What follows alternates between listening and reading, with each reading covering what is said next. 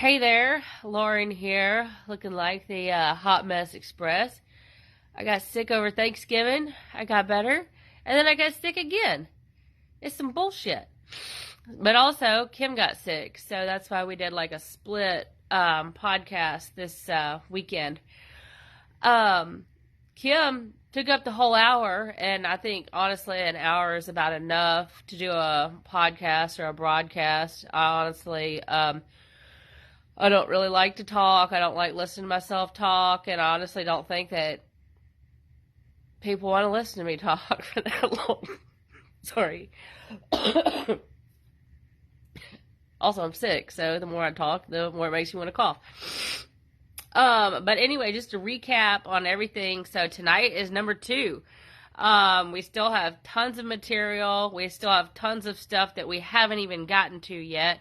Tonight, Kim focused on the Brittany McLaughlin case. Sorry if I'm not pronouncing things correctly. But that's why people are supposed to chime in and kind of correct us and let us know, like, if you have any more information. But just to review, we in the future, we do want to have guests. People who have specific information on a lot of these cases. So if you're interested in participating in one of these podcasts, like whenever we're not sick and we like have it more together, you're welcome to I'm starting to cough again. You're welcome to participate in person. Kim's in East Texas. I'm over here in Shreveport. The format that I wanted to go for from the beginning was focusing on the victims, like who are these victims, because who a person is, how they live their daily lives is going to give us a lot of clues regarding what happened to them, how did we lose them. We started this, I think, I can't really speak for Kim, but I think Kim wanted to start this because she's just interested in it, and I wanted to start it just because, I practice criminal defense. I practice law around here, and I see the police department, the detectives, the DAs just dropping the ball. They go for the easy kill, the low-hanging fruit, the easy win. And then the people who are guilty of actually committing a lot of these heinous crimes are just let go. They're not pursued by the detectives. There's a stereotype or a saying, in poor communities, in minority communities, they are over-policed when it comes to petty things like drug offenses, and they're under-policed when it comes to violent offenses. And I think that's a lot of what we have here. A lot of the people we've talked about have been women. We have a trans person, and some other people on our list are minorities, black people, black men, and we have a black woman, the cheerleader who was gunned down in her vehicle over on Joella. We didn't get to talk about that tonight. Like I said, we have plenty of material, but I just want to keep it to an hour. And if y'all want to discuss during the week, please feel free to do that on the page and the group on the YouTube. Be sure to share the YouTube page because we have about 35 subscribers right now, but the goal is 50 so we can go live on YouTube. I think the format on YouTube is better and it's just easier. It's kind of hard to keep up in the chat on Facebook, in my opinion, from my experience.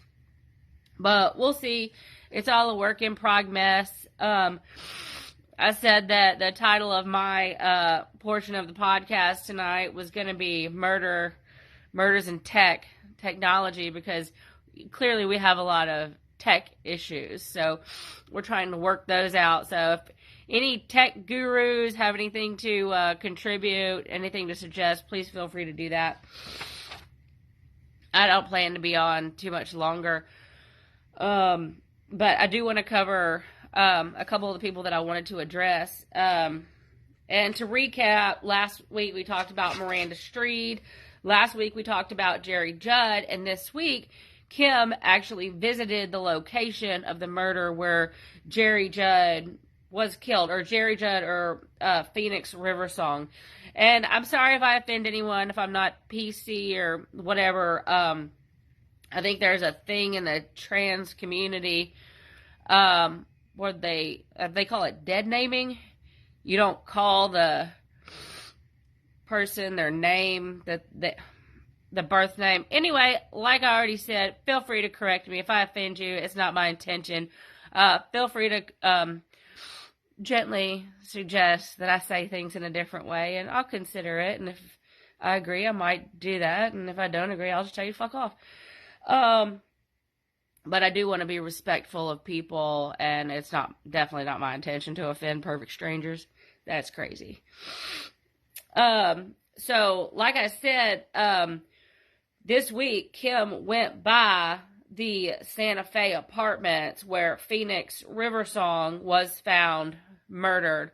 I believe that's over in Bossier. I want to say it's off of Highway 80, but I don't know.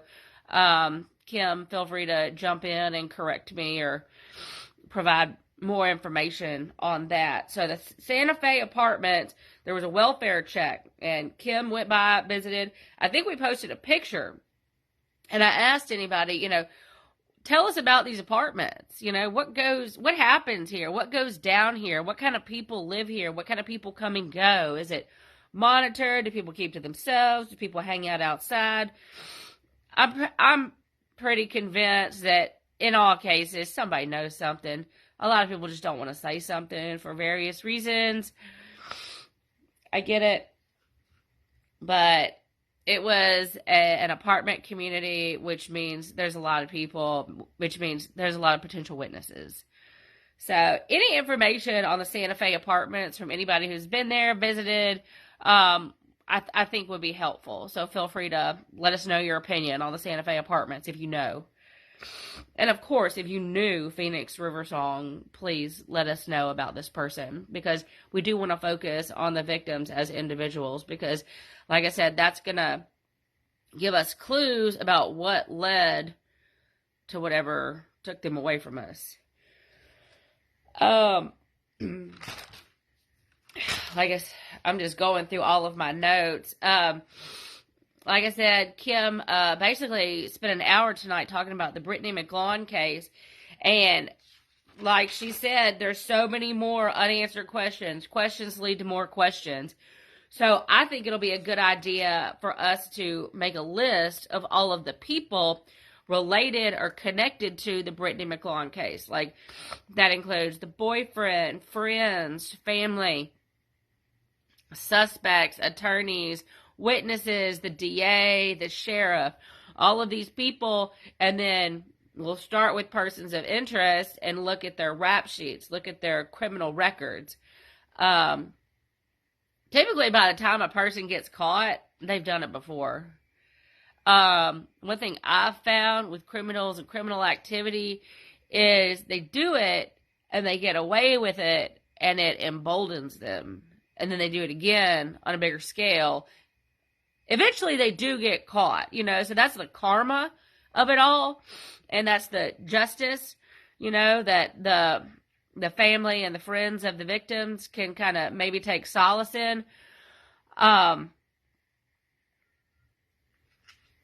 Based on my experience, criminals, especially like criminals who get caught or get on like the police radar, they're not all that intelligent. They're not all that smart. So it's with a little bit of digging, it's not